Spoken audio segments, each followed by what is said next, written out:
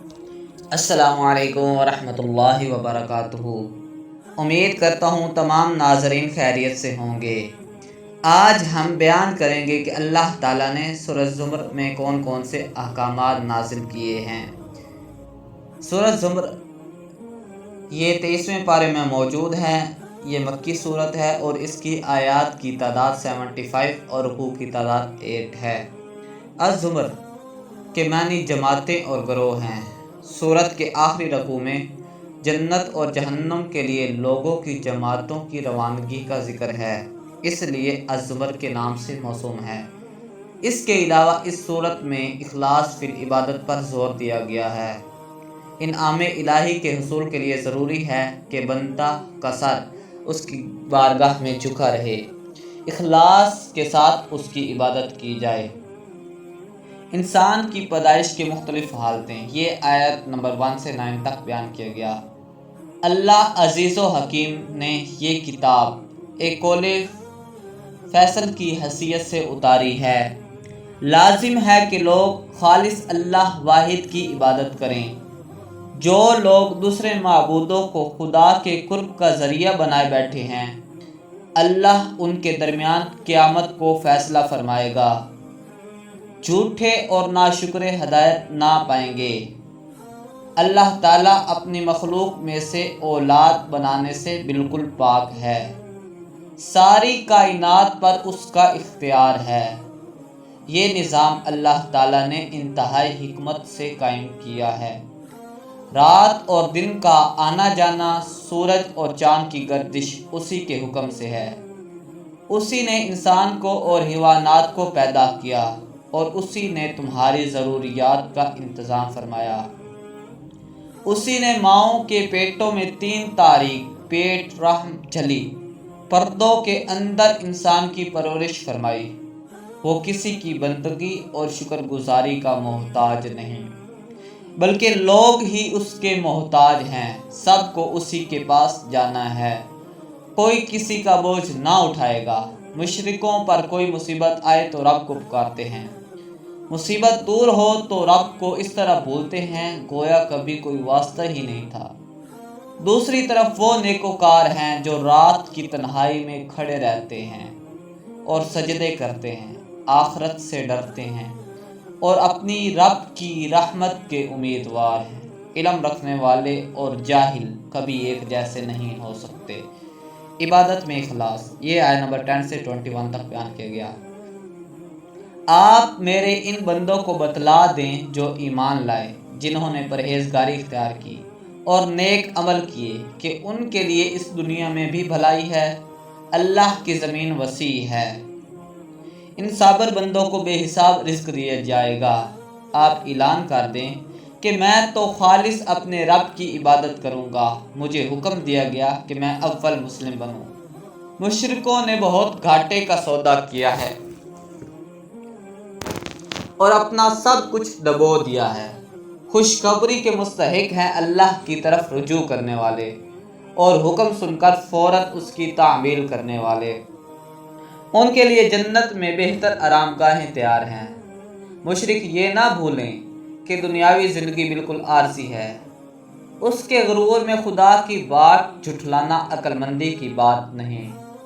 اسلام کے لیے شرح صدر، یہ آیت نمبر 23 سے 31 تک بیان کیا گیا۔ جس کا سینہ اسلام کے لیے کھول دیا گیا وہ اپنے رب کے نور پر ہے، اور جن لوگوں کے دل یاد الہی سے سخت ہیں وہ گمراہی میں ہیں۔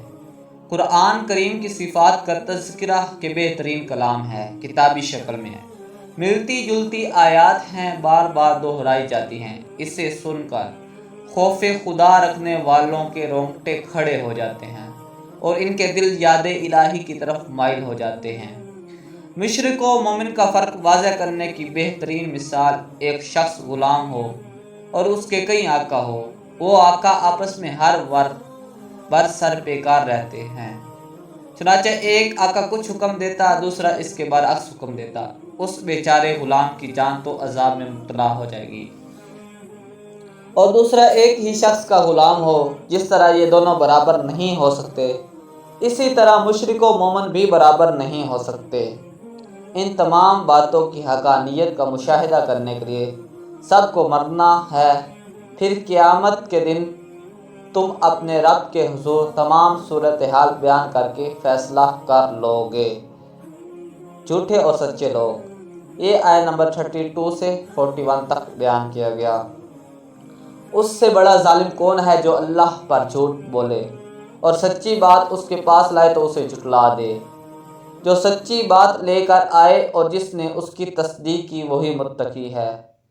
وہ جو چاہیں گے اللہ کے ہاں پائیں گے، اگر ان سے کوئی غلطی ہوئی تو اللہ معاف فرما دے گا، ان کے اعمال کا بہترین بدلہ ملے گا۔ کیا اللہ اپنے بندوں کے لیے کافی نہیں؟ یاد رکھو، گمراہوں کو ہدایت نہیں ملتی، اور جو ہدایت پر ہیں انہیں گمراہ کرنے والا کوئی نہیں۔ اگر اللہ مجھے کوئی نقصان پہنچانا چاہے تو تمہارے معبودان باطل اسے دور نہیں کر سکتے، نہ وہ اس کی مہربانی کو روک سکتے ہیں۔ سنو، جو ہدایت پاتا ہے تو اپنے فائدے کے لیے، اور جو گمراہ ہوتا ہے اپنا ہی نقصان کرتا ہے۔ نیند کی حالت میں روح کا نکلنا، یہ آیت نمبر 42 سے 52 تک بیان کیا گیا۔ انسانوں کی موت و حیات اللہ ہی کے قبضہ قدرت میں ہے۔ نیند کی حالت میں اللہ ہی روح نکالتے ہیں، پھر جس کی موت کا وقت آ چکا ہو اس کی روح واپس نہیں کی جاتی، جس کا ابھی وقت نہ آیا ہو اس کی روح واپس کر دی جاتی ہے۔ غور و فکر کرنے والوں کے لیے اس میں دلائل موجود ہیں۔ اللہ کے مقابلے میں انہوں نے اپنی سفارشی ڈھونڈ رکھے ہیں، حالانکہ ان کے پاس کوئی اختیار نہیں۔ ہر قسم کی شفاعت کا اختیار صرف اللہ ہی کو حاصل ہے۔ اس کے اذن کے بغیر تو کسی کی مجال نہیں کہ وہ لب کشائی کر سکے۔ اکیلے اللہ کے تذکرہ سے ان کے ماتھے پر بل پڑ جاتے ہیں، اور جب ان کے بتوں اور جھوٹے خداؤں کا نام لیا جائے تو ان کے چہروں پر خوشی کی لہر دوڑ جاتی ہے۔ قیامت کے دن یہ ظالم ساری دنیا سے دگنا مال و دولت دے کر عذاب سے چھٹکارا پانا چاہیں گے، مگر انہیں کامیابی حاصل نہیں ہوگی۔ ان کے تمسخر و استہزاء کے نتیجہ میں عذاب کی جو صورتحال درپیش ہوگی وہ ان کے وہم و گمان سے بھی بالا تر ہوگی۔ توبہ کا دروازہ کھلا ہے، یہ آیت نمبر 53 سے 63 تک بیان کیا گیا۔ قُلْ يَا عِبَادِيَ الَّذِينَ أَسْرَفُوا عَلَىٰ أَنفُسِهِمْ لَا تَقْنَطُوا مِن رَحْمَةِ اللَّهِ إِنَّ اللَّهَ يَغْفِرُ الذُّنُوبَ جَمِيعًا إِنَّهُ هُوَ الْغَفُورُ الرَّحِيمُ۔ اے میرے رسول صلی اللہ علیہ وسلم، آپ میرے بندوں کو خوشخبری دے دیں کہ اگر تم نے اپنی زندگیاں شرک و کفر اور بیکار کاموں میں برباد کر لی ہیں، پھر بھی اللہ کی رحمت سے مایوس نہ ہو، وہ سارے گناہ معاف کر دے گا۔ عذاب الہی آنے سے پہلے ایمان لے آؤ اور قرآن حکیم کی پیروی کرو، ورنہ کل کو پچھتاؤ گے اور دنیا میں واپس جانے کی درخواست کرو گے، لیکن تمہاری درخواست رد کر دی جائے گی اور کہا جائے گا کہ تم نے اس دن کو جھٹلایا تھا، تکبر کیا تھا اور تم نے کفر کیا تھا، اب کی سزا بھگتو۔ نجات صرف اللہ سے ڈرنے والے پائیں گے۔ اللہ ہر چیز کا خالق و مالک ہے، آسمان و زمین کے خزانوں کی کنجیاں اسی کے پاس ہیں۔ قیامت کے احوال، یہ آیت نمبر 64 سے 70 تک بیان کیا گیا۔ آپ اعلان فرما دیں کہ اے نادانو، بھلا تم مجھے غیر اللہ کی عبادت کا حکم دیتے ہو، حالانکہ میری طرف اور مجھ سے پہلے سارے نبیوں کی طرف بھی وحی کی گئی ہے کہ جو شرک کرے گا اس کے عمل ضائع ہو جائیں گے۔ ان مشرکوں نے اللہ کی قدر نہیں پہچانی، جبکہ آخرت میں تمام اختیارات صرف اللہ کے قبضہ میں ہوں گے۔